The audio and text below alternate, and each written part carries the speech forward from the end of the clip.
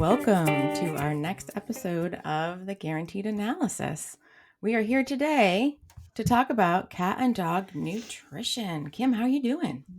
I'm doing good. How are you? I'm doing very well. We are Good. going to be driving down to Tennessee next month to pick up a little rescue Cavalier pup. So You want to help me name her? yeah. Oh my gosh, Okay. it's so cute. I love We're cabbies. we're really excited. I'm a crazy Cavalier I know person. you are. You're Just through and through. I own it, right? I own it. Like I ah, know, I own it. yeah. Um, They're so hard not to and love. True, Like true. They're it's just easy. impossible not to love them. They're just very easy. So we currently have Tilly Taco Ah, and Tilly her Taco. sister. Her Okay. name is going to be either Maple Pancake, Okay. Twilight Tortellini, Stella Spaghetti, or Olive. Because a nutritionist dog needs to have a food theme name, Right. right? Well, why doesn't Olive have a second We would part? get there, but Olive is the food itself, right? So it's not like Okay. human name followed by food name. Like Right. her human and food name is one. Ah, Um, okay, okay. yeah, Okay. that's why. Well, I have a Doberman named Stella. So you could name her that and we could both have a Stella. Good idea. Or I actually really like Olive. Cute. I actually kind of like it for like a human name Yeah, too. It was same. definitely one of the names that I like considered for my baby girl. I was like, Olive is so Okay. pretty. Um, you make this hard. I know. I like me. Well, we can keep thinking about it. We have till the Yeah, end of November. We can keep right. noodling. Haha, get it? Yeah. Food fun there. We can keep noodling on that. Yeah, names are so So, hard. Like even with me naming, like we have no idea what we're gonna name our baby, and I'm due in like 2 weeks. oh yeah, my daughter didn't have a name for the first 6 or 7 days. My second daughter, because we just couldn't decide what to name. Her name was I really hard. Naming a I dog is remember hard. that. Naming a human child is hard. Yeah, because it's hard. Like they have this name for Yeah, the rest of their lives, and if it's a human, it's it has to feel right. 90s, almost a century. They have to live with that name, and Yeah. yeah, No, totally. and they're And Finn was so easy because he told me his name, and he was just like, it just like mm, came to me. I was mhm. like, "This is your name." It was just clear as day. Oh, yeah, And I'm not getting the same feedback from this little nugget, so yeah. we'll see. Mine She didn't might give just me have to either of arrive that. and be nameless for a little Meet her. while. Yeah. Yeah, meet her. Just hang out with her, and Yep. then she'll tell you. Yep. It'll be clear. So today we're going to talk about dogs and cats. And there's a lot of crazy information out there on what you hear that dogs and cats need. And we'll do a whole separate episode on why your dog is not a wolf and why that Oh, is a yeah. logical fallacy called return to nature fallacy, and why we shouldn't be making any medical decisions or nutritional healthcare decisions based upon that logical fallacy alone. Right, because And so pugs, they today, totally yeah, represent wolves. They look exactly like them. We should definitely feed the pugs the same way that we feed wolves. Definitely. am I hearing sarcasm? A little bit. A little bit. Yeah, I no. mean, it just anyone who has a pug, if you just being in their presence, they are the furthest thing from a wolf. Like, I feel like a cat is closer to a wolf than a pug is. Oh yeah. But Oh yeah. that's And cats, that's just kind of a good segue into our topic today, is that yeah. cats, now I think, and this is just my opinion, because there's no studies that I'm aware of on this. Yeah. I haven't done a PubMed search or Cabby search recently, but there's cats, I think, are a lot more similar to their phenotypic and genotypic wild type than dogs are, because cats have not been as heavily and extensively bred as Right. dogs have. Dogs are not wolves anymore because we've gone in and really messed with their genome, and Oh, yeah. and not only their genes but their physical expression of those genes is the big thing. So our dogs and cats, they both require greater than 33 essential nutrients, and we could talk about this all day. We could break each and every one of those 33 nutrients down and talk about them, but I don't think our listeners would appreciate that. Mm, Maybe to go to sleep, we can we yeah, could I do don't that know as that a I would appreciate it. yeah. Well, when you wanna fall asleep, Yeah. we can lull, and I'll put on my calming voice, and Oh, we can yeah, lull you to get sleep. or we could get Uh, Matthew McConaughey to narrate it, and oh, wouldn't you that could be the just talk dream? about all the 33 essential nutrients of cats and dogs while you fall asleep. That would just be absolutely incredible. So we'll just sort of leave it at dogs and cats 30, 30, over 30. It's over 30, kind of changes, right? It changes. Yeah. And dogs require 10 essential amino acids, while cats require 11. And essential amino acids just means that the body can't make it themselves. Our bodies are so cool. And I don't know how much people sit there and nerd out about this the way that you and I might, Kim, but that when you eat food and you digest it and you assimilate it, it uses those building blocks to build other things that our body needs. And if our body, oh my God, that was perfect that your cat walked across the Yeah. background. Come here, buddy. And if the body can't, then that's considered essential. So that is what the body can't synthesize or generate. That then has to be included in its digestible, very bioavailable form within the food that is consumed. And so cats and dogs do have some unique requirements on that front.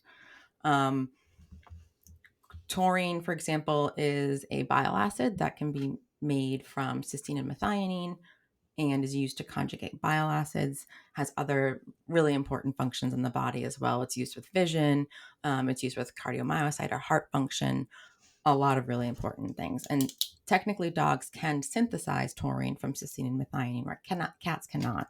However, there are some breeds like the golden retriever and cocker spaniel, and there's other breeds that have issues with synthesizing and making taurine. And so now we're starting to think, well, even though the body can make taurine, should we supply it Mm-hmm. in the food on top just to, make ourselves sleep better at night? Because not having enough taurine in the diet really causes a lot of health effects and could kill a dog or cat. Not fear mongering, like it's just fact. They'll Yep. go blind. Like there's a whole bunch of Yep. issues that can happen. There, the nutritional DCM, which is a whole other topic that we will get into, can and does happen.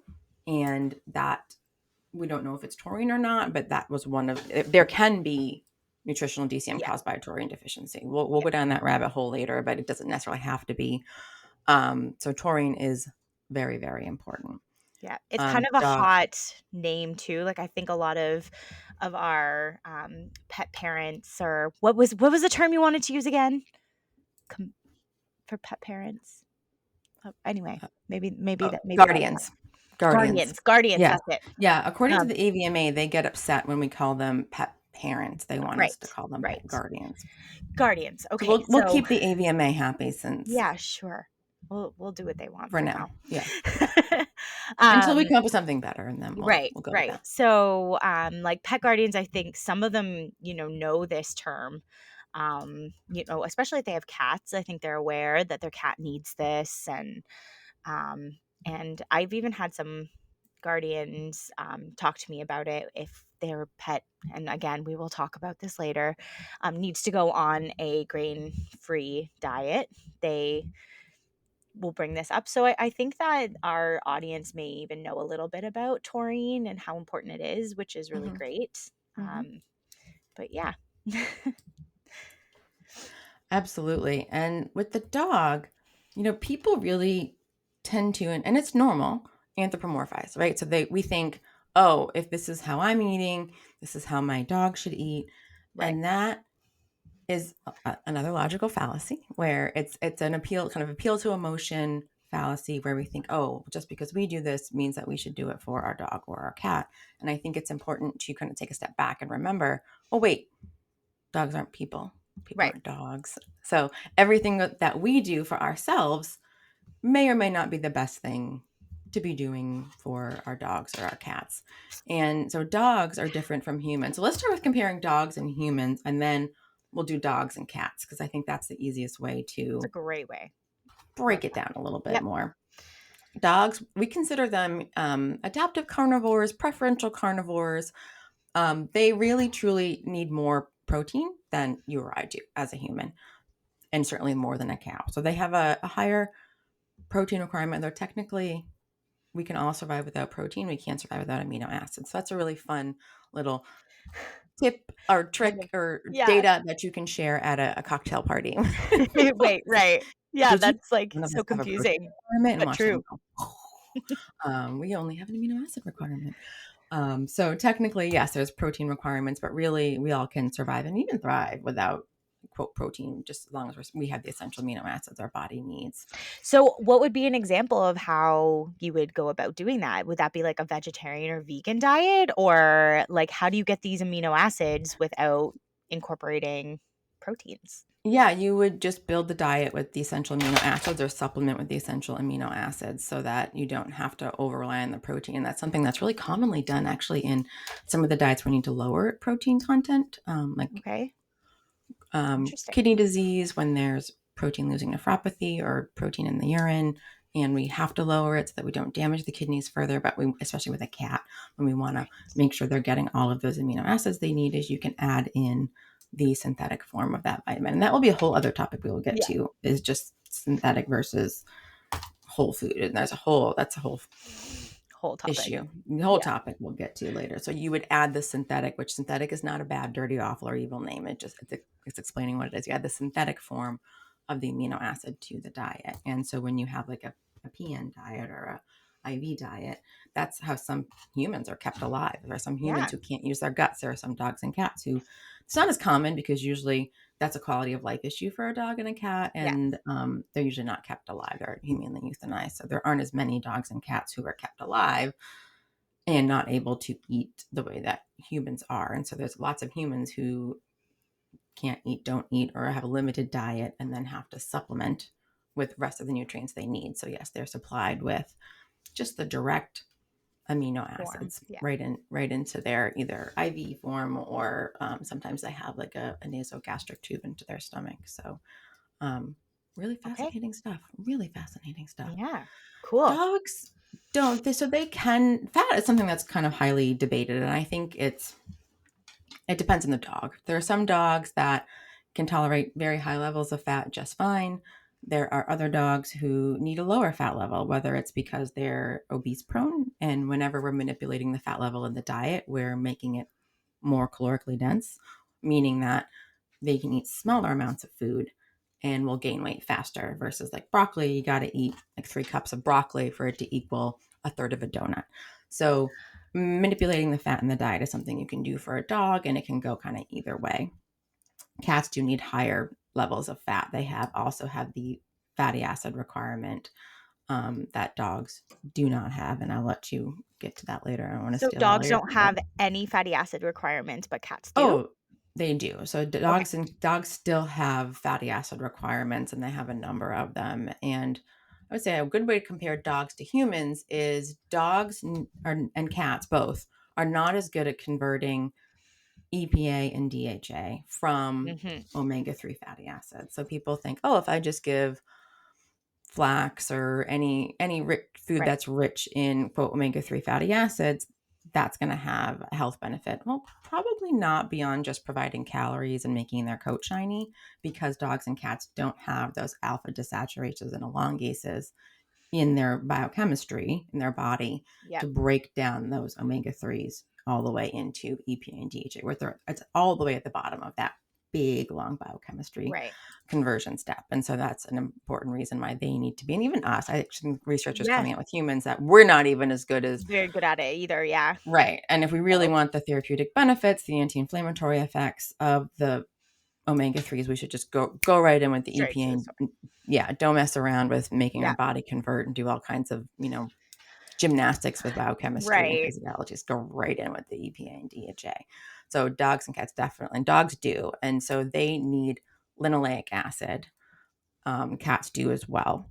Mhm. They sort of can convert alpha linolenic acid, not as important, but linoleic acid is really important. And that's actually an omega-6 fatty acid, Right. which is something that what do our pet guardians say to us all the time when they see that we're putting oh my God, it's an omega-6 fatty acid in their diet?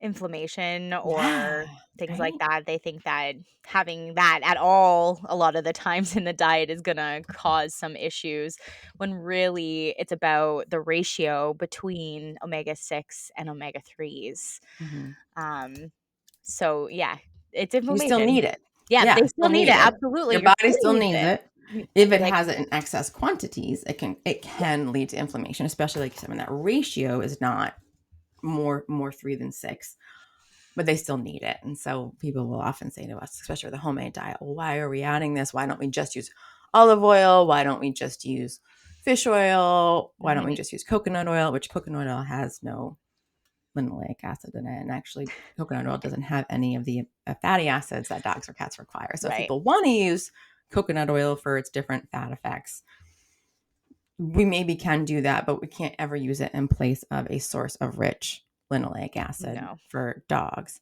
and arachidonic acid for cats. So that's what cats need. Dogs can convert it. They can take the precursors and break it down. They don't need it supplied as is, where cats do. And the main reasons why is because cats are obligate carnivores, where dogs are adaptive carnivores. So cats really are used to getting that arachidonic acid from the meat, that Yeah. high meat content in their diet.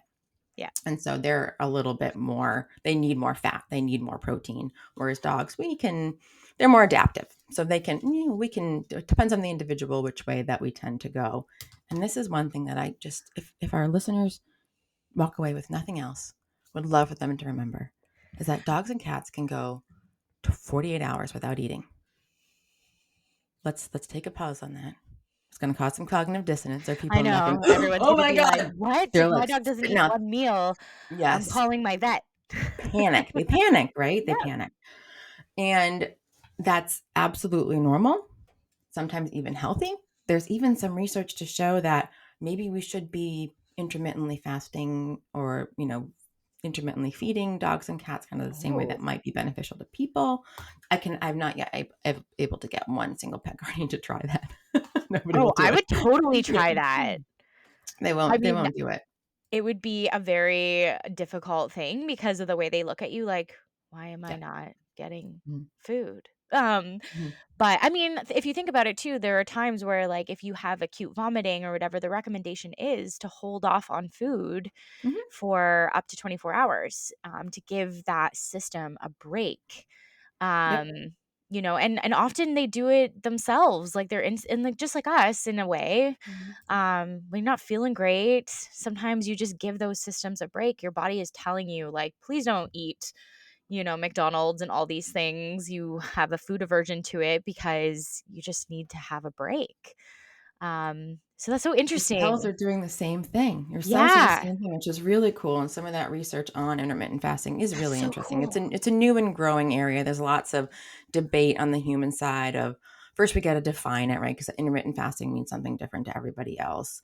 And Right, then also need to be very specific in its context. Like intermittent fasting for weight loss doesn't seem to be as beneficial as people originally thought insofar right. as long as we're reducing calories, we're going to lose weight. So, however people want to do that, they can. So intermittent fasting could be one way to make that more So helpful for cool. people.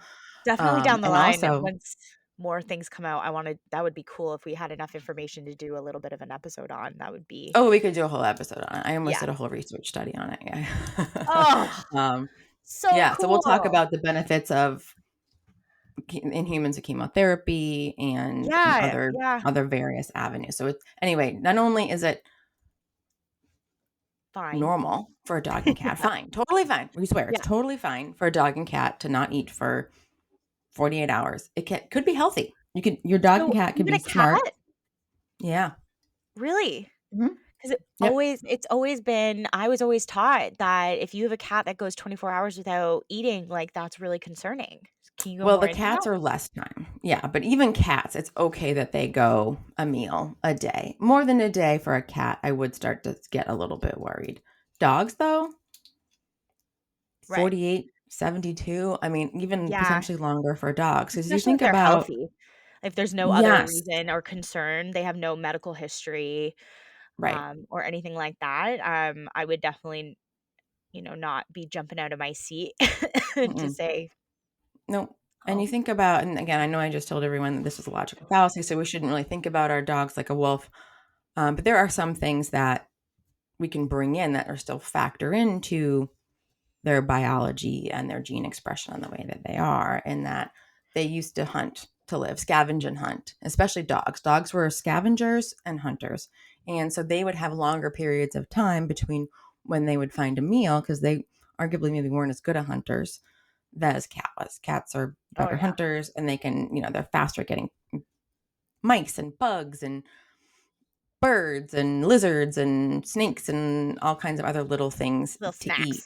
snacks. Right, snacks where the dogs would probably have to go a little bit longer. And also they're a little bit more adapted to fasting than cats are. Cats are in like constant gluconeogenesis. They are constantly making glucose. They're never going to shut down. So cats can't go as long of a fast Right. as a dog can. Actually, what's interesting is cats and cows are in constant gluconeogenesis. Cows are. That's Mhm. so cool. I Yep. didn't know that. Yep. That's why they are so sensitive to like ketosis Right. and yeah, getting ketotic is because they're just Right. constantly Making the in gluconeogenesis. Yeah, a little fun. So Another for fun factoid for people those can bring people to who their don't know what dinner parties. gluconeogenesis is, Oh it yeah, means the thanks. body is making glucose at all times. There is no break in that metabolism, or right? It would be a metabolism, Yep, I guess. yep, yep. Um, so that requires a constant income of some form of energy source. Otherwise, what does the body do when you don't have that? It starts pulling from itself Hmm. to support this system. So that's why with cats, we do get a little bit worried when they go a long time fasting or not eating or um, become anorexic, um, because of that system that's in place in their bodies. So yeah. Yeah. Thank you. Yes, I get so excited about gluconeogenesis. I need to stop and pause and say, yes, so your body absolutely needs glucose, which that's something that's feared. I feel like even more so than fat, carbs and glucose is really feared and been taught maligned Yes. in the wellness space. And our bodies need glucose. Glucose is not bad. Anyone that's telling you that anything is black or white, bad, not, I mean, there's probably a few things in the world and in life and in general that fall into that category. Like cancer is bad, right? I think we can all say cancer is bad. But most other things in life, there's a duality. And there's Yeah. especially a duality in medicine and wellness and nutrition. And that carbohydrates and glucose are not terrible at the root of all evil. Your body No. needs glucose to survive, and you can get it one of two ways. You can make it in your body with the breakdown of amino acids or Proteins. fatty Yeah. acids, or yeah, exactly, protein to amino acids down in through reverse gluconeogenesis, and you can make glucose that way. Or your body can take a carbohydrate and break it down and turn it into glucose. So it's easier for your body to eat the carbohydrate and to get the glucose from the carbohydrate. And so there's certain states and times where technically dogs and cats don't require carbohydrate. That is true. They all require glucose. So providing that Yeah. energy, you got to do it somehow. And Yeah. energy only comes from three sources: fat, carbs, and protein. And so when a dog or cat is pregnant, it is a very good idea to give them carbohydrates. And there's lots of studies to show that there's really negative health benefits to not only the mom but the babies if they're fed a carbohydrate free diet during pregnancy Right. and lactation. But normally, and the amount of carbohydrate that's in a diet can be hotly debated, and it is often vilified. Where I love fiber. That can we please talk for an entire episode about fiber? I Oh, don't know we how will many do people an listen entire to it. episode on fiber. It's like such one of our favorite topics. And I think it's important too because people don't understand fiber is a carbohydrate, Yeah. and it is a carbohydrate that has a ton of health benefits. So when people think carb, they automatically go right to simple starches, like right to the sugars, the candy. When that, yes, that is one small category of carbohydrate, that is not, there are so many other Mhm. carbohydrates are more complex than that. Right. They're all vilified as equal, and Exactly. they're not equal. um Even in human medicine, they're just it's like everyone goes on these low carb diets and we forget that our brain needs carbohydrates just to function. Like Oh, our brains, our kidneys, our red blood cells, everything. they're all obligate glucose requiring cells. So our Mhm. bodies have a very high demand for glucose. And when we don't do that, it's like when you put your body into ketosis, which it's really, really hard to put a cat and dog's body into ketosis. Cat, not going to happen, right? Because they're constantly in Yep. gluconeogenesis.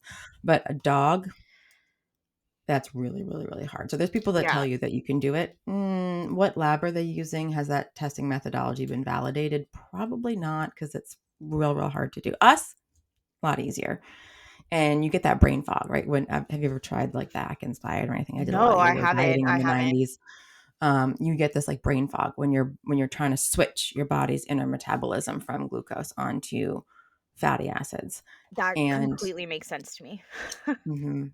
And so for some, and it's like for some people that's great, and you do better as a obligate fatty acid utilizer for energy, whereas not everybody needs to do that. I think that's the thing that people could benefit from remembering is that it's not a one size fits all with people. It's definitely not a one size fits all with dogs. And so just simply saying, just eliminate all carbohydrates or feed a low carbohydrate diet, it's not that simple. And carbs can be your friend.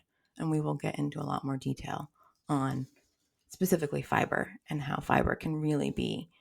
We won't talk about fiber benefits for people because I feel like we'll leave that to the human nutritionist, but we'll talk about how fiber is their friend for feline and human nutrition. So I Mhm. feel like that sums up the dog. So the dog's a lot more flexible. It can adapt. It was a scavenger in addition to being a hunter, and it is way further away from its wild counterpart than a cat is. Whereas cats truly are the obligate carnivores. They have not adapted all that far and away from a wolf. I mean, excuse me, They're yeah, a wolf. originals. Their original wild type, that whole ancestral feeding myth that's perpetuated, that is actually true for a cat, not for a dog, yes, for a cat. Yep. And because they're obligate carnivores. And so, would you like to tell us a little bit, Kim, about Yeah. Yeah, cats absolutely. and why cats are not small dogs? They are very They are different not species. small dogs, not even close, and anyone who's owned a cat knows this. Mhm. Um, They're tiny furry overlords who can murder us in our sleep if they yeah, wanted to, but I decide not to. fondly call them little aliens. Yeah, it's good. They never wanna follow the textbook, and they definitely don't follow anything that has to do with a lot of other mammals. Hmm. We always joke about, like, something that is toxic for every other mammal is totally fine for a cat, and anything that is toxic for a cat, any other mammal can have. So, like Danielle said, they are obligate carnivores, so kind of a buzzword. What does this mean? We covered it a bit, but it really means that they must have meat products in their diet to thrive. Being a vegetarian, from what I understand, there hasn't been a study to support that that is a safe method to feed a cat. You often see them get very sick from doing that. And so, as we've touched on the like constant glyconeogenesis, that's one of the reasons why they need to have that meat in their source as well, for the amino acids to help with that system. The other thing is that they require a Done. higher, pardon? The vegan thing with cats. Let's Yeah. pause for a minute because actually I Yeah. saw there's a diet that's being pushed hard on social media right now. I saw that Yeah. too.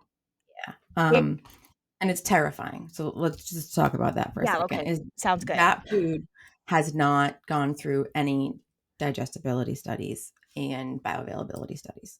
So Scary. that diet, while technically on paper they've gotten it balanced, they've not done any studies to make sure that the cats can actually take the amino acids from the plant-based sources and take the vitamins and minerals, which we'll get into a little bit because cats have a lot of unique requirements with regards to vitamin A and vitamin D and biotin and other B vitamins Mhm. because they're used to eating meat. And so they haven't done the testing on that. And well, I think it could be done. Like it could be done safely if that's something somebody really, really is passionate about for personal reasons. Work with a nutritionist, go talk to a nutritionist. And then also it's going to be expensive because you're going to have to, or you should do, you don't have to do anything at your cat, should do some testing to make sure that we're not going to give this cat life threatening, debilitating conditions in Mhm. pushing a vegan diet onto it. Could it be done? I think it could be done, but under the guidance of a veterinary nutritionist. Yeah. I do believe a And couple is of it our ideal? colleagues Probably not. have Yeah, been probably involved not. in some studies or Yep. research or something Mhm. involving this. Um, and I know that it has been looked into, but definitely nothing has come forward that has shown its efficacy or safety. Yes. Um, And I'm going to and write down, we should do a whole episode on vegetarian vegan diets because I think okay, we could talk a whole lot more about that. yeah.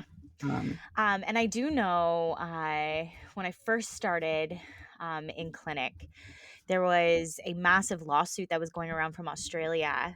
I Mm. mean, I'd have to look this up, but there was a couple who fed their cat a vegan diet and they were charged with animal cruelty. Oh, Um, interesting. and so it was just Interesting. interesting to see that, in some parts of the world that's considered cruelty to your cat, to feed them that way. So, yes, cats, as of right now, diets like Could be that, done. Not ideal. Work with a nutritionist. I yeah, think that's how we would wrap up but anything vegan and vegetarian commercial, for cat. No, stay away don't from it. It's touch going to it be, with yeah, a 50-foot don't. pole. Don't do it. Please don't do Um, it. Please, for the love of your cat, don't do it. yes, just it's And scary, even for dogs too, with the vegetarian and vegan Yeah, diets, is there well, was a study yeah, showing that they were all unbalanced. That not they were all unbalanced, and they all were missing one, if not multiple, essential nutrients. Not just hey, it wow, would be nice to have essential. Like body can't function without it right, yep, because of that, right? Like they're formulating on paper to what they think the dog or cat needs, but these companies usually aren't doing any sort of testing to make sure that no, dogs and cats actually can take those and very fiber bound ingredients, break right. them down, and And by assimilate them testing, in the body. we mean feeding trials, right? That they're feeding animals this diet Yeah. and watching their health over time, And and testing making certain sure parameters. they're testing their blood and their kidney function and things like that to make sure that they don't have any organ failure while on this diet. They also monitor their body weight and all of this. So I think that's what we're talking about, right? Like mostly Well, like they're there's AFCO trials, which is what you're talking about. And then okay, companies can go even above and beyond and do what's called a digestibility study, where they put right. cats and dogs in a special area. And so, like pet food companies, and that's the other thing is people think that pet food companies are torturing dogs and cats in these situations. They're not. These cats and dogs live the best life. Right. If reincarnation is true, I would like to come back as one of these dogs and cats because they live an amazing life. They have their own suites. And for Yeah. animals that need to be together, they're housed together in these suites where they have these beautiful condos for cats with multi levels. They run around, they play. They have people that are paid to go in and play and cuddle with them multiple times throughout the day, all day. So Nice. it's not like they're in these cages alone by themselves Right. suffering. Like no, no, no. These dogs and cats live the life. They have access to the outdoors. They have people that come and walk them and play with them, and they have doggy play sessions and parks for the dogs to go roam around in. So these Yeah. are not tortured animals. I think that's something important to highlight too, as people think, "Oh my God, you said animal testing, or you advocate for the torturing of animals." No, no, we both No, no, no. do no harm. We're not going to advocate for that, and that is something that I think is vilified. With people that don't understand how feeding trials are conducted and Yep. done. Now, could it be done the other, a way that is not as mindful towards the welfare of dogs and cats? It could. Any reputable company's not going to be supporting those kinds of trials. So No. there Or can be the paying AFCO for them. trial or paying Like, for them, right? yep, They pay for wouldn't be this. funding, they wouldn't be funding that. So they can Yeah. do AFCO just to make sure that for, a couple weeks we haven't caused any harm. That's like the bare minimum. We talked about that last time. Mhm. But they can go above and beyond and do digestibility trials where they take the cats and dogs for a period of time and they control them and they like either they go by themselves or they live in a group and everything that they emit is collected. So all of their excrement, because they That's pee test and and poop, look friends. for pee and poop, pee poop, and in some cases even the air that they breathe. So these Right. modules, because for Yeah. carbohydrates, that's you breathe off carbohydrate and even fat. You breathe off. There's a great saying where it's sweat is fat crying, where you like sweat out and you breathe out your body fat when you exercise, if you're in a calorie deficit. So it's I complicated, had nerdy biochemistry. I totally heard a funny myth, and this is going off topic a little bit, but I thought it was super funny. I actually don't know if this is true, but it would be hilarious if it is. So, there's this myth, or maybe it's true, that if you hold in your farts and don't fart, that your body will absorb that air and it will go into your bloodstream and go to your lungs and you will breathe out your farts. I don't know where I heard this or saw it, but I thought it was super funny. Huh, And huh. um, I mean, I have no idea if that's even true. Like, what body process would allow that to happen? I have no idea. Yeah, But I feel like that the gas would still need to escape your body somehow, so right, so I yeah. mean, like, Would it if ek you just out like and you're hold just it not in and aware then that you're it's like, oh, I don't have coming to in? go anymore. Where did that go? Right. It went into your bloodstream and you're breathing it out. I would gather that it's probably that you're just not aware that you're still farting, even though you Probably it's are, still you're just leaking like, out it's just somehow, coming out, still leaking out sneakily. somehow. Maybe it could be. I don't know. I'm not well I'm gonna look it educated up. in that in that body process of retaining one's farts. They I'm don't teach that in our residency We're gonna programs. look it up and see if there's anything to support Okay. Yeah, that, that would be and maybe good. the next episode we'll report back to you all, Because I think our whether or not this is listeners, a funny true they're thing gonna or be a kept funny. up late at night and not be able to sleep if we don't give them that answer. Right. No, I think it's important. Um, yeah, and then so that's digestibility, and then bioavailability takes it one step further. So like AFCO's bare minimum, digestibility is, and it's looked at per each individual nutrient. So whether it's protein, whether it's fat, whether it's carbohydrate, what is the digestibility of that? So what you set amount of protein that goes into a food, how much of that protein is actually used by the body, and then the third step in that is there's a certain amount of protein in the food, how much goes into the body, and then how much is utilized. And so there's testing that can be done.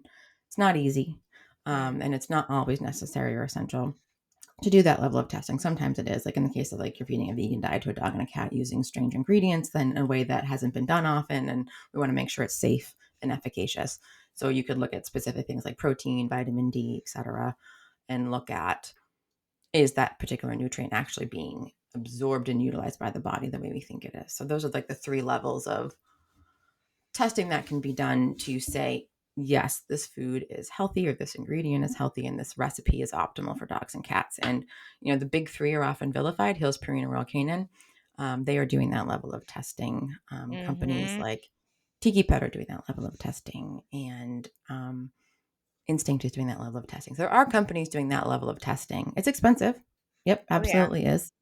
Um, and I'm not going to sit here and say that only companies with a ton of money should be making a pet food. I won't. I don't believe No. that.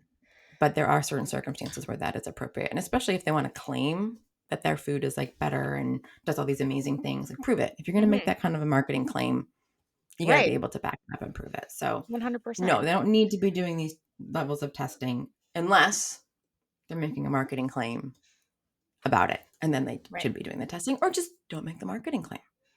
Don't go, well, we don't have the money to do that. Well, then don't make the claim to say Mhm. that either. If we don't know, don't mislead consumers and prey upon their love for their pets to sell your products. Feel very passionate about that. Back to our cats. Yeah. We were So at vegan and vegetarian. right, and talking about what Yep. are the reasons why meat in their diet is so important for them. Yep. Yep. So Tell the us more other about how reason we should feed a cat too. pardon? Tell us about how we should feed a cat. Like what's ideal in the species. Oh, you mean, like, ways to feed them and, like Yeah. okay, so cats by nature, tend to be nibblers or grazers. Mhm. Um, they eat small meals like what you were saying before. Their natural state would be to find these small prey items and have these small meals throughout the day. So while it's not always the most convenient or the best way, and a lot of veterinarians will actually recommend you don't free feed. It is natural for cats to have 8 to 10 meals a day if they're given that option. So that's what they want to do instinctually. Um, this has pros and cons to it. If there's anything that happens with your cat, it's really hard to determine whether they're eating the right amount of food, how long they've gone in between meals. It's hard to monitor. And so, for that reason, that's why a lot of veterinarians recommend like meal feeding or feeding at specific intervals of the day. so that you can see whether or not your cat has eaten what it needs to eat. Because, like we were saying, a certain amount of time can go by for your cat. And if they haven't eaten enough of their calories, that can cause some health issues with them, especially if they're a little on the chunky side. So it's hard to tell if they're finicky or if they're rejecting their food or whatever. There's some Um, ways that we can allow cats to exhibit their normal, quote, normal behavior while also still monitoring their food intake. Like people can measure out yeah, their food at the they can beginning of the measure the food. day Yep. and then just put it out. If you have one cat, that could be the end of the story. If you have multiple cats and you want to make sure that each cat is consuming kind of what they should be, then separating them while they eat or using things like those special feeders that have flaps and that you have a Yep. special collar tag or a microchip. You can make your own and do it with a Tupperware tub and then cut out a hole and put one of those sure flat feeders.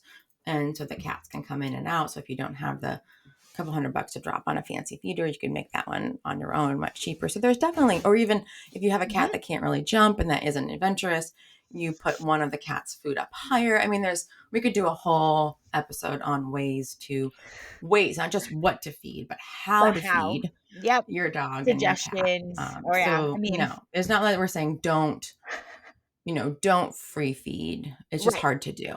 It's hard to do. And Yeah. that's usually, to your point, Kim, is why most veterinary professionals want people, it's better to feed meal fed. And Right. cats can adapt to it pretty well. They're usually Yeah. quite Yep. adaptable, especially if you start young. If you start them young and you get them used Yes. to it, this is how life's going to be, kitty, kitty, Yeah. they adapt. They get used to it. Yep. They definitely will. And cats are also really they can be finicky just by nature as well. They're very sensitive to taste and texture and temperature, and they're particular beings. And so for this reason, some textbooks will say being consistent is very important when you're feeding a cat. Be consistent in what you're feeding, the taste you're feeding, and all of this. I have to respectfully disagree in this area. I don't know about you, Danielle. In my experience, I've found that if you stay too consistent with a cat, then they become very preferential eaters. And so, if anything happens down the road where maybe you need to change the diet, a healthy cat will not eat if they don't want to eat. They will just say, I'm not eating this, and there's no amount of coaxing or starving or hunger that will get them to eat that diet that you want them to eat so bad. So Mm-hmm. I find that when they're young, especially, trying to change up some flavors or textures to get them used to those things just every so often is more beneficial than staying consistent. Mm-hmm. And it kind of sounds like pet food companies are writing these parts of the Yeah, textbooks. right. Yeah. Let's So be real. I mean, come right, on. right. That So has a bias to it for right, sure. That's written by a pet food company who wants you to stay on their food and be loyal to it and right. never switch off of it when arguably 100% agree with you, Kim. That is not for the benefit of your cat or dog because first of all, foods are formulated so differently. When Yep. we talk about AFCO minimums and maximums, there's a whole range of Range. nutrients in Yep. between, and foods usually stay pretty true to the way they formulate their diets. And every pet is an individual, so we don't know if that particular way that food is formulated, even if it's great, is ideal for that pet. So the safest thing until we, are able to do a little paw prick on our pets and put it through a microdata analyzer and get a heat map on exactly what that ideal pet's nutrient profile should be. Right. That's our future. Please let that be our future. I'm like, Right. please let that be our Oh my future. god, our jobs would be Until so then, much easier. wouldn't that be amazing? I know we probably Yeah. wouldn't have a job, which I'd be okay with. I'd go be a kindergarten teacher or something. Yeah, I would be like, okay, this is better. Dogs. I know. I think we'd still have a job, but that part of our job would be easier. I'd be a Or I'd yoga be a teacher. kindergarten teacher, and you'd be the perfect yoga teacher. I would definitely go to your yoga classes. You'd be an amazing, Awesome. amazing yoga teacher. So until that day, I think Yeah. that rotating amongst pet foods companies is a great idea because you're Yeah. giving them a more broader exposure to the way different foods are formulated. You're potentially going to diversify their microbiome, which there was a study that was recently published saying that you whatever food you're eating, your microbiome will adapt to at the time, and that's not necessarily a bad thing if it's more limited. But I gotta go look at the funding of those studies. I think they were probably done by pet food companies, Ah, right? yeah, I mean, yeah, and studies are important. We need to have, yep, and that's why the greater scientific consensus is important, right? We don't just hang our hats and make decisions on one study alone. no, We look at the greater, broader data. So early studies have said that we may not need to rotate diets to diversify the microbiome and gain those health effects. But I'm still going, yeah, I'm still not convinced. Prove it to me. More studies. Show me more, and then yeah, I'll get on board with you. Because any good scientists should get on board with the greater scientific consensus. And if they don't, then they're probably pushing their own agenda or bias that they're maybe even not aware of and should be mm-hmm. working through for the betterment of science and their patients. But rotation is a good idea. Now, Yes, that's not to say, and this is what's pushed, I hear a lot, is like, oh, just rotate the proteins, like, and like just an rotate the unbalanced diet. diet. And Yeah, yes, or even just like, just go wild and it'll prevent allergies. Nope, that's absolute hoo hockey baloney, has not been proven. Whoever is saying it really just needs to stop because that's not accurate. If it was that simple, we'd all be doing then we'd all be it. doing it. And I All know lots of vegetarian animals specials, who saw all kinds of proteins early on in their life. And hey, guess what? Still went on to develop a food allergy. right? And And like, actually, yeah, it's just a lack of yeah, knowledge how like food allergies even start in the exactly. No, body. It's not, as right. simple as that. Like, hey, let's just No, it's expose not them that to black or white. everything. And anytime somebody tries to make something black and white, it usually means that they don't understand it deeply enough to Yep, comfortably operate in the gray. So someone who's telling you something that is black and white usually doesn't have advanced training in nutrition. So they don't have a yeah, master's degree in nutrition. They don't have a VTS, a veterinary technician specialist like Kim has. They haven't done a nutrition residency like I have. They haven't done a nutrition internship. They haven't done a master's degree in dog or cat nutrition, not just any nutrition, but yep, specifically dog or cat nutrition because PhDs and advanced degrees are very niched. Like that's something yep, people don't realize. Like if someone just has a random PhD, it doesn't mean that they're going to know everything about everything. They're going to know a lot in their one very narrow area of focus where they wrote their right. thesis in, but not Yeah, about anything for else. sure. Yeah, And so don't listen to that. They don't need to be rotating crazy amongst the proteins. You could no rotate amongst through the companies, stick with chicken, beef, fish, flavors maybe. or Yeah, like you don't textures. have to be, please save an exotic novel proteins for if your pet really does truly develop a food allergy. Yes. If not, then you end up with a very, very wild exotic protein that's necessary that is quite expensive. So And save those, save the kangaroo, it, save the rabbit, yeah. save that. Save it, please It's save it also for the if your pet bane of needs our it. existence when we have those clients come Oh, in yeah. that have literally, when you list what proteins have their pet had, um, it is like a list of 15 different protein sources. It's like And why? Why? it Why? it is in some way, it honestly like heartbreaks me sometimes. I'm like, how am I Yeah. gonna help this pet? You've like, Well, and the Guardian thinks they're doing the limited best, right? Like yourself. they thought that they were doing the best thing for I their pet. They were know. just receiving They bad did. advice I from know. somebody else. They really, I Um, know. They yeah, so that's just don't do that. yeah. Rotate, but rotate amongst foods companies. Rotate amongst a few proteins. You don't have to feed Textures. just chicken forever. Textures. Yep. Get those, especially kittens, like Kim was Oh saying. Get yeah. those kittens exposed to maybe some homemade, some canned, some Yep. kibble, freeze dry. Like try all kinds of different textures with your kitten early, so they don't develop those kinds of preferences. And so Preferences. that way, Yep. then later on if you need to get them on a homemade diet, if you need to get them on a canned diet, they're much more willing to accept it because they were exposed early on in their life. So yeah, Yep. I completely agree with you. Just staying true to one diet, one company forever and ever, amen, was absolutely propaganda from a pet food company. 10,000%. So, let's go into what other nutritional requirements that are special for kitty cats. So Danielle did mention earlier about how there's some of the vitamins that are also linked to being from animal sources that are really important for cats. So these are things like vitamin A and vitamin D. Cats cannot synthesize vitamin A the same way that other mammals can. I'll be honest, I don't understand the mechanism of this, probably as well as Danielle, but I know us as humans, we can synthesize it from, is it beta carotene or something like that? Yep.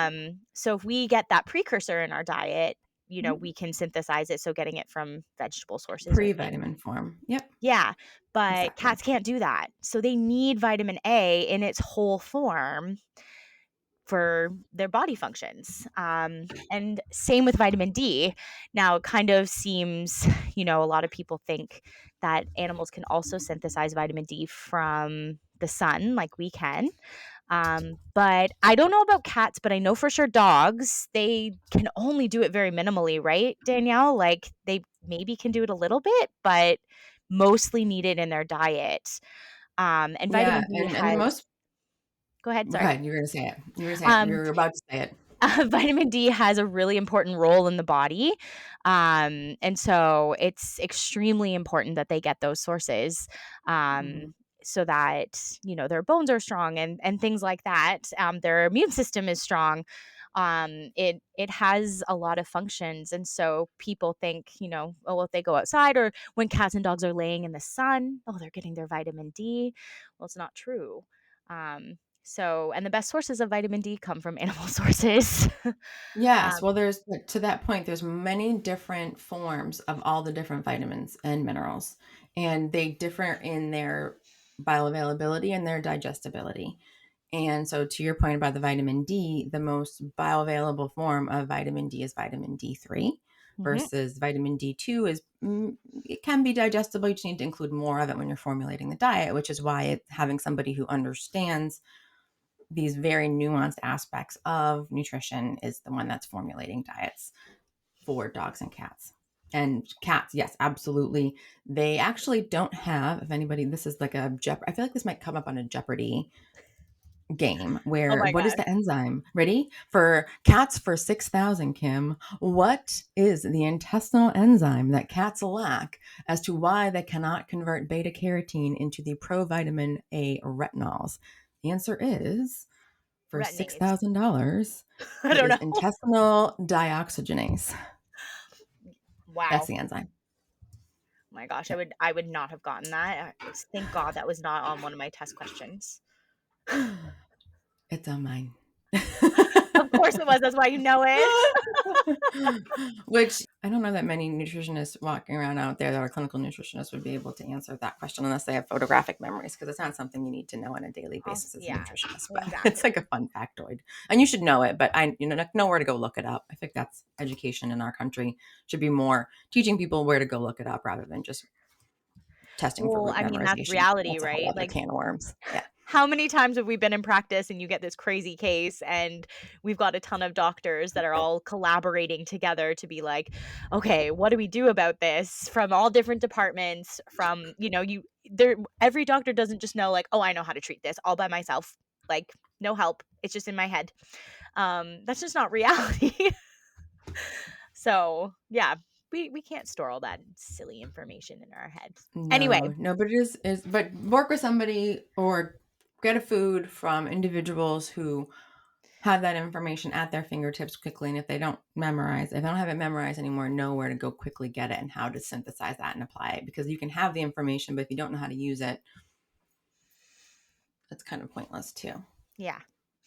So Yeah. back to our kitties. Back to the kitties. So, Yeah, yeah. tell us more about cats and nutrients. So, lots of, essential ones. So, another requirement that they have is they need more thiamine and niacin. So, B1 and B3, I believe. Which are also from a lot of B vitamins come from animal sources as Mhm. well. They're really good sources of B vitamins. So that's another reason why animal sources of ingredients or whatever is Yep. best for a cat.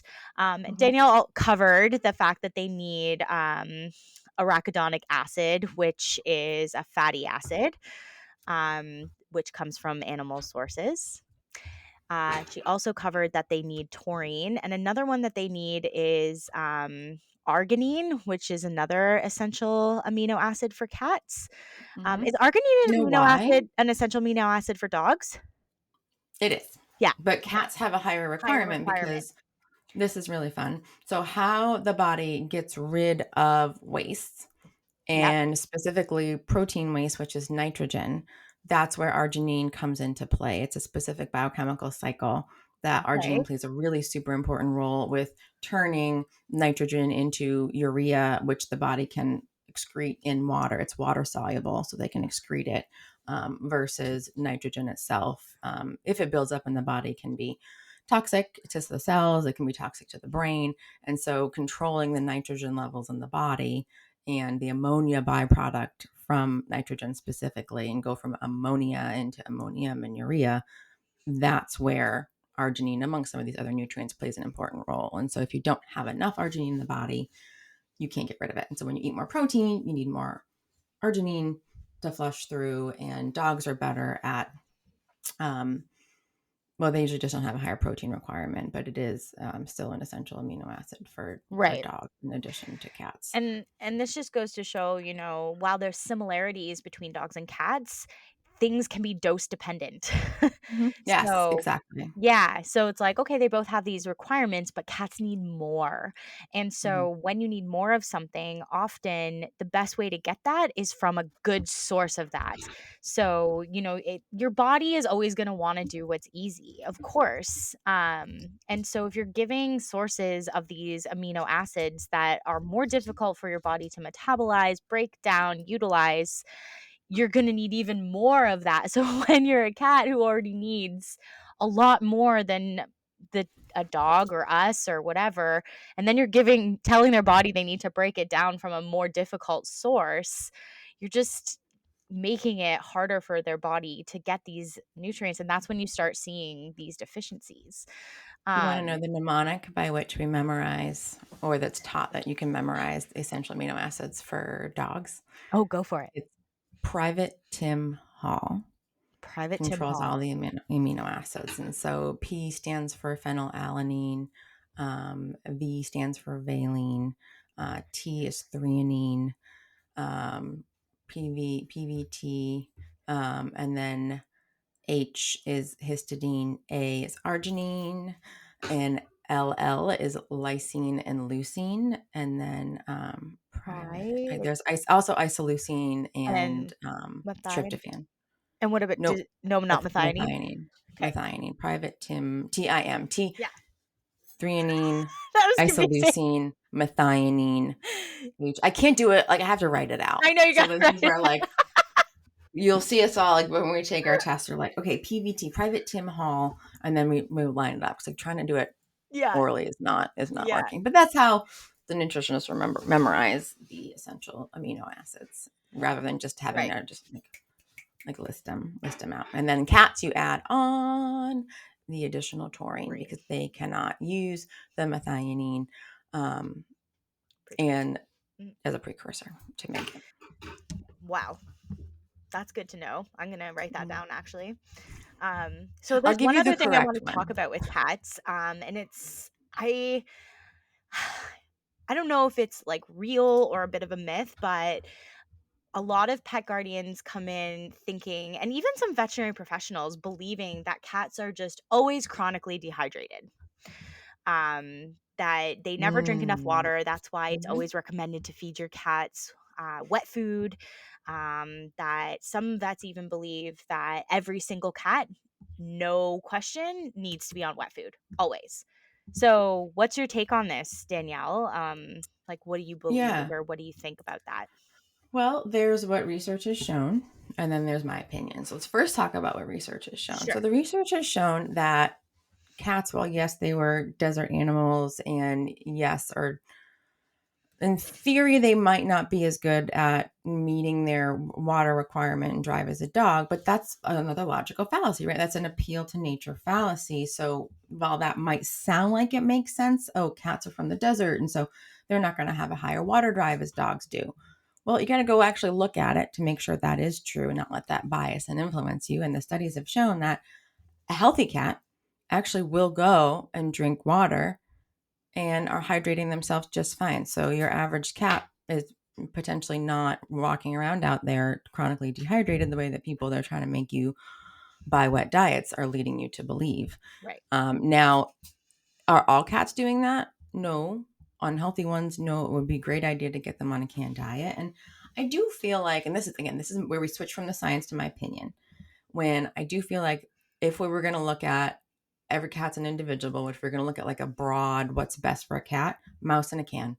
And no pet food company is following my advice in making a mouse in a can diet, because I think that would be the optimal way Right. to feed a cat. Do we have the data to prove that yet? No. Although there are some companies like Tiki Vet that are doing the study, they're going to be doing the studies to show that, because that's how they believe is they. And I love the way that they talk about their food, so they don't fear monger, they don't shame, they don't say there's anything wrong with kibble, they don't say that kibble causes dehydration. They just say, hey, this is what we think is best, and we're going to prove it to you, or at least do the studies to look at it. And they say things like biologically forward rather than like species appropriate. It's like, what does that mean? Does that mean feeding kibble is inappropriate? I had a cat influencer who came at me in a really awful way. And I get spicy on social media. You've seen some of my posts Yeah. where, but I fuzz out names, I fuzz out faces. And this catfluencer it blocked me on Instagram, but went on to TikTok, because I didn't have a TikTok, and rallied her people, showed my face, showed my name, and said, "Go get her! I'm gonna block her on Instagram so she can't fight back, but go get her." And so Oh all of a my sudden, I God. woke up one morning and had like all of this nasty, like, you just not professional. I welcome disagreements. I welcome healthy, constructive discussions within the comments of my social media. I think that's where people learn and where we can like have discussions, even differences of opinion. Again, there are things that are fact in their opinion. They just came flying in, and it was because of this catfluencer who has some sort of online certification, who thinks she's a cat nutrition expert and has a huge following on TikTok and Instagram, and will shame her followers if they feed kibble. And there's actually veterinarians who will do this. And there is a veterinarian who is a young grad veterinarian. He's only been practicing for about, I think, 2 years now, maybe a year. And he is out there and has a huge TikTok following and a huge Instagram following. And he claims that if people would only stop feeding kibble, he would never have to unblock a cat again. And that's irresponsible. That is medically and That's not even scientifically scientifically irresponsible. proven in any No, way. it's been disproven. It's been debunked, like multiple times debunked over, and he's still That's out so there dangerous to tell people. fear mongering. And I tried to engage with Yeah. him, and it hurt and bruised his ego. And so he just dismisses me and says, "Well, you have a different opinion. I'm interpreting the studies just fine. We have a different opinion." I go, Hmm. "No, you don't get it. You don't understand it." Again, Is it a good idea to feed again, with the black human? and white beliefs, it's a red Exactly. Yep. flag. Exactly. If Right. you're not comfortable enough to even have a conversation about how, you know, everyone knows in science that there is always a gray, always. Mm-hmm. And if you can't talk about those gray areas, Nope. like you said earlier, Yep. then And it so, and becomes more that's of a dogma or almost like exactly. religious, like a religion, Yep. a belief. It's not Yep. supported by science. And it's so multifactorial what the best diet is for an animal, because also the animals are tied to people and Yeah. people's budgets and their preferences and their abilities and what they can and can't do. And so let's say there's a busy cat owner who can't stand the smell of canned, and canned is Or more expensive. Canned's a lot more allergic. expensive. Or an animal Or is allergic. or is Yep. allergic to fish. I've had a couple Yep. clients who are like, "I'm allergic to fish and I have a cat." Uh-huh. Well, And they need to be they on can't a be dry food on. diet. Right. Exactly.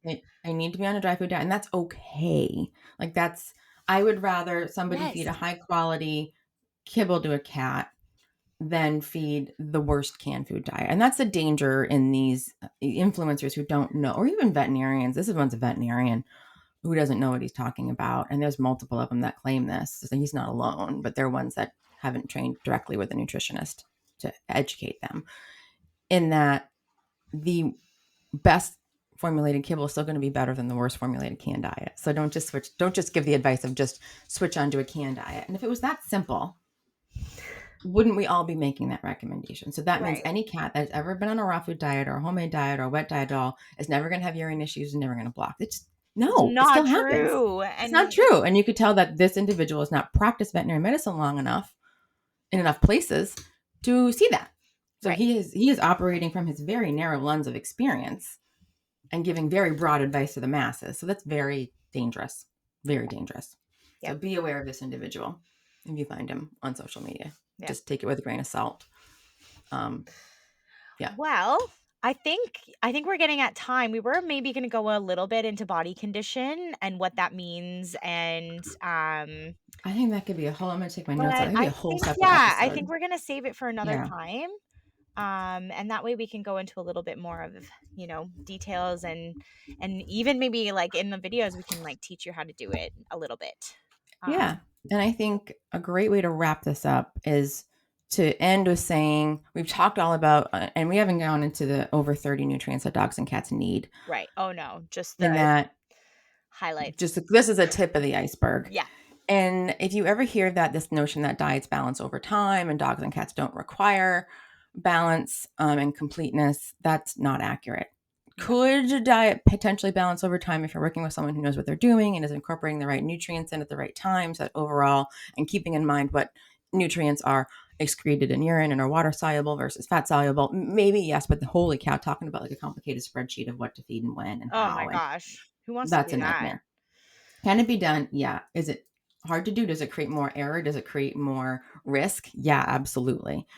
And it's not as simple as just, oh, if we just eat a variety of foods. Or I once heard a veterinarian get up there and give a CE talk at a conference and say, oh, if you just, would you take whatever you feed and you just feed it to your dog or cat and they're going to be fine. And it's like, And I'm going to say this. This may be no. a little bit controversial or maybe sounding a little negative, but I'm going to say it and then if we hate it, we can cut it out. But a lot of people will use, like you said, themselves as like, "Oh, well, I do this. I rotate my food and I'm fine," and all of this. And my response to that, and I want our listeners to ponder this, is do you believe that humans are a good representation of optimal health when it comes to nutrition? And I don't necessarily say one way or the other. I leave it to your own belief system, but it's something to think about when you're comparing how you feed yourself to how you feed your pet and using that as an argument as to why it's Mhm. okay to feed them the same way. Yep.